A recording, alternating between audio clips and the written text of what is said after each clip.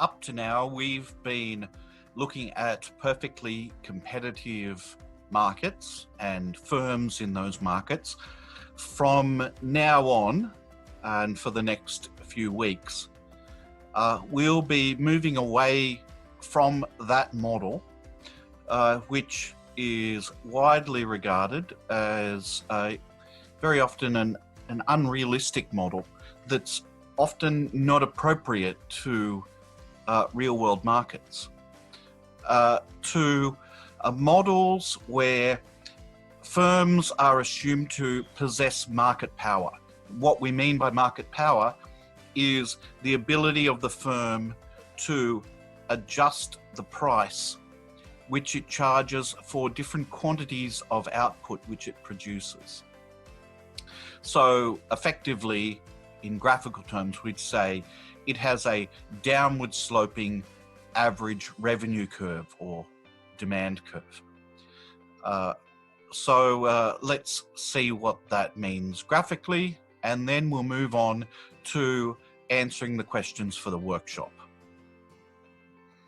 All right, so if we look at a perfectly competitive market, or a market in which firms have no market power, so let's say here this one, so this is perfect competition, no market power, then we'd have a firm which is, its price is dictated to it by the interaction of supply and demand. Let's say it's P with a bar over the top, so it's a fixed price. Doesn't matter how much this firm produces, the price is fixed at this level, at P bar. Right, so this is the firm's average revenue curve and its marginal revenue curve. So far, so good. If we wanted to write this as an equation, we could simply say it's, no, it's very simple. Price equals P bar. Well, straightforward enough, no mysteries there. All right, but what about where a firm does possess market power? So the firm has market power. In that case, we're going to say that the firm can alter its, when the firm alters its output, it changes the price that consumers are willing to pay. And in this way, it's able to alter the price of a product. So it has market power in that sense. It can change the price of the product that it's selling. Let's say the law of demand is in effect. So we have a downward sloping demand curve, or from the perspective of the firm, it's an average revenue curve. So far, so good. Average revenue always equals price. Okay, so in this case, we could write out an equation for this. We've got a starting point here, a vertical intercept, much like we had a vertical intercept here. Let's call this vertical intercept P bar, like we did before, except now that when output increases, the overall price is going to fall. So we can write it as an equation like this. Price is going to equal P bar minus the slope of this curve. That is, as we decrease here, we will increase here. Right? So we have this slope. Right? That's what we're reflecting here. So we can write that with the just the letter B, for example. Right? So that means that's slope, or the rise over the run. Right? Rise over run, which is the change in price over the change in quantity. Okay, so B multiplied by output. So this would be our equation for this curve here. So far, so good.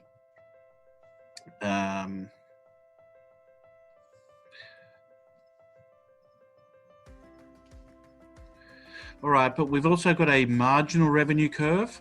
And you'll remember that the marginal revenue curve will have double the slope of the average revenue curve.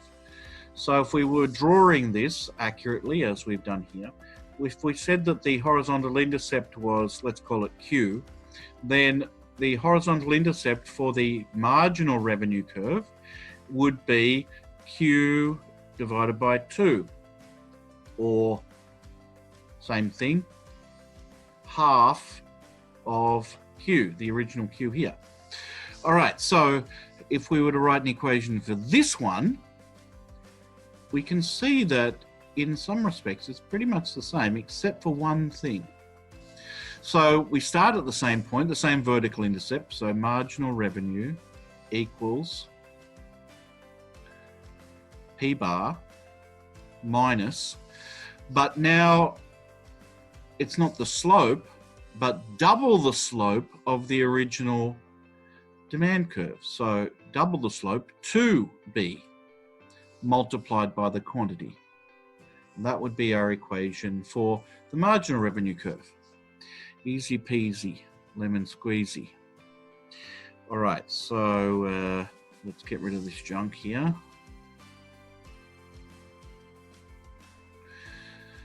And move on. What's the definition of a monopoly? This is really what this string of videos is about, monopolies. So what's the definition of a monopoly? Well, that's pretty straightforward. Mono means one, poly means many. So a pure monopoly is a market in which there is only one supplier, but there are many buyers. Why is it difficult to clearly identify monopolies in the real world? Well, if we try and think of pure monopolies, if you like, that's the terminology we would use, a pure monopoly, more colloquially you might say a real monopoly, is where, or a strict monopoly, is where there really is only one supplier in the market. There are no alternatives. So if we think of national defence, an impartial justice system, a citywide sewerage system, a citywide rail network, as a general rule, these are the kinds of examples that one will find of a pure monopoly. You don't have two rail networks within the one city competing with each other. You don't choose between them. So in that sense, we would say that, say, the citywide rail network really is a pure monopoly. However, there are other examples which are a bit fuzzier. Let's take Sydney Water, for example. So if we went 25 years back, we would say that Sydney Water, which provides water to everyone's houses and all buildings everywhere really, was a pure monopoly. If you wanted water, you had to go to a tap. Right? But today, there's an alternative to going to the tap. You don't have to buy your water from Sydney Water. You can go down to the shops or supermarket or wherever and buy bottled water, which is insane because the water from the tap is pretty much identical. Nonetheless, you can buy water from the shop as an alternative. It's a rival to Sydney Water. Coca-Cola. Coca-Cola has a rival. It has a few rivals, actually. The most conspicuous rival is, of course, Pepsi. And then we've got Facebook. Facebook is, obviously, everyone knows Facebook is a social media site. And there are some rivals to Facebook as well. However, what all of these three examples have in common is that despite the fact that they have some rivals in their respective markets, nonetheless, they really utterly dominate these markets. Sydney Water is miles away, is the largest supplier of water to households and businesses in Sydney. Coca-Cola has something like 80% or 85% of the market share in the fizzy drink market in Australia. Facebook is ubiquitous. It's the main social media platform that people use to communicate with each other on a social basis.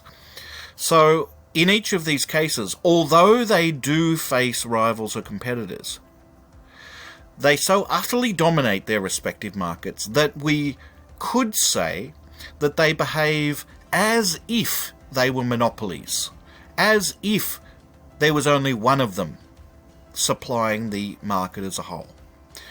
Although, strictly speaking, that's not actually true. So they're impure monopolies, if you like. They're not theoretically pure. Who's your biggest competitor? Senator, we have a lot of competitors. Who's your biggest? I think the categories of... Do you want just one? I'm not sure I can give one, but can I give a bunch? Mm-hmm. So there are three categories that I would focus on. One are the other tech platforms, so Google, Apple, Amazon, Microsoft. We overlap with them in different ways. Do they provide the same service you provide? In different ways, different parts of it, yes. This way. If I buy a Ford and it doesn't work well and I don't like it, I can buy a Chevy. If I'm upset with Facebook, what's the equivalent product that I can go sign up for? Well, there's the second category that I was going to talk about. I'm not talking about categories. I'm talking about, is there real competition you face? Because car companies face a lot of competition. If they make a defective car, it gets out in the world, people stop buying that car, they buy another one. Is it an alternative to Facebook in the private sector? Yes, Senator. The average American uses 8 different apps to communicate with their friends and stay in touch with people, ranging from texting apps to email. Which is the same service you provide? Well, we provide a number of different services. Is Twitter the same as what you do? It overlaps with a portion of what we do. You don't think you have a monopoly? It certainly doesn't feel like that to me. Okay. So it doesn't. So Instagram, you bought Instagram. Why did you buy Instagram? Because they were very talented app developers who were making good use of our platform and understood our values. It was a good business decision. My point is that one way to regulate a company is through competition, through government regulation. Here's the question that all of us got to answer. What do we tell our constituents, given what's happened here, why we should let you self-regulate? What would you tell people in South Carolina that, given all the things we've just discovered here, it's a good idea for us to rely upon you to regulate your own business practices? Well, Senator, my position is not that there should be no regulation. I think the internet is increasingly important. Do you embrace regulation? I think the real question, as the internet becomes more important in people's lives, is what is the right regulation, not whether there should be. But you as a company welcome regulation? I think if it's the right regulation, then yes. You think the Europeans have it right? I think that they get things right. Have you ever submitted? That's true. So would you work with us in terms of what regulations you think are necessary in your industry? Absolutely. Okay. Would you submit to us some proposed regulations? Yes, and I'll have my team follow up with you so that way we can have this discussion across the different categories where I think that this discussion needs to happen. Look forward to it. When you sign up for Facebook, you sign up for terms of service. Are you familiar with that? Yes. Now, barriers to entry is really about why monopolies exist at all over time. So what are the major barriers to entry that enable a monopoly to exist? There are really 3 major categories of barriers to entry. One is government-created barriers to entry, where a government will pass laws or regulations of various kinds which prevent other firms from entering a market where there is an existing supplier. So that existing supplier remains the only supplier.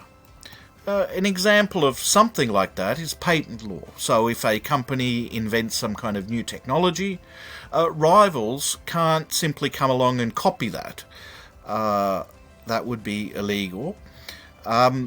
Rather, the patent law is in place to protect that firm's monopoly over the technology that it develops. And we can think of other examples as well. Zoning laws, for example, where a government might impose certain kinds of zoning laws which make it illegal for any other similar business to set up in the same geographical region as a particular firm. So that firm is a monopoly which services a particular region. That's another example. And you can think of oodles of them, where governments will engage in some kind of regulatory practice or legal practice which prevents new firms from entering a market. Then there are firm-created barriers to entry. This is where the firm actively seeks to prevent new firms from entering the market. So it'll put up walls or barriers to try and dissuade or discourage or simply straight up prevent rivals entering the market to compete with them and stealing some of their customers. So a classic example of that, and there's many of these examples, but a classic example is vertical integration, where a firm might, for example, we can think of upstream and downstream vertical integration. So upstream integration would be where the firm finds some essential resource which is necessary for the production of its product, and it buys exclusive access to that essential resource or input. So the De Beers Corporation was a classic example of that, De Beers Diamond Corporation, where it used to be the case that when a new diamond mine was discovered, or diamond deposit was discovered, De Beers would show up and they would buy access to it. They would buy the rights to it. And this was a good way of preventing any competitors entering the diamond market. Because in order to start producing diamonds or selling diamonds, you need to have access to mines. So if De Beers has all the mines, it has no competitors. Another kind of vertical integration would be if you try and control access to the selling of the product. So if you can in some way monopolize the or gain exclusive control over retail outlets for the selling of a product, you can then form a contract to prevent your rivals selling that product. Even if they were able to produce them, they can't sell them. So you'll find some companies do that sometimes, where they'll set up, say, a drink machine, and they'll have an exclusive contract where you're not allowed to have a drink machine from any other company, so that customers are effectively forced to choose from your drink machine, for example. I can't imagine which company would do that, but nonetheless, it's a nice hypothetical. And then we've got naturally occurring barriers to entry. And we're going to talk about this a bit more in a sec. And the classic example here is what's summarily called economies of scale. So when we talk about natural barriers to entry, what's distinguishing this from the other two categories, government-created and firm-created, is that this is not really an intentionally created barrier to entry. It's a naturally occurring one, as I've written there. That is to say, the nature of the market is such that there will naturally tend to be only one seller in that market. So what do we mean by a natural monopoly? A natural monopoly is where it's more efficient for there to be one supplier compared to two or more suppliers. Okay? It's more efficient for there just to be one seller in the marketplace. Now, there are two variations on that. So one is where if there were a single firm, it can supply more at a lower price than two or more firms. All right? A more extreme version of that is where there is insufficient demand to support more than one firm. That is, there's only enough demand in the marketplace for one firm to survive. So you can see this is a case where there's no manipulation or any intention behind it. Here it's simply a naturally occurring thing that there will tend to be one firm in the marketplace. Now, why would that be? Well, it's really a combination of two factors: economies of scale and limited demand.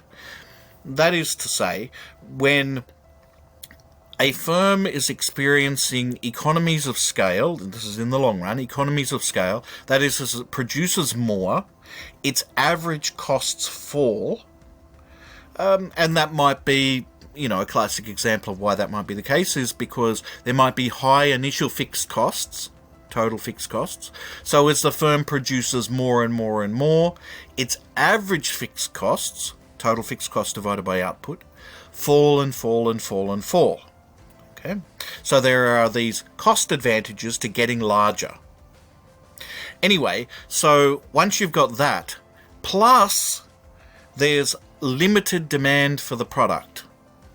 So the firm can get very big and produce very large amounts at very low cost, and demand is not so huge that it would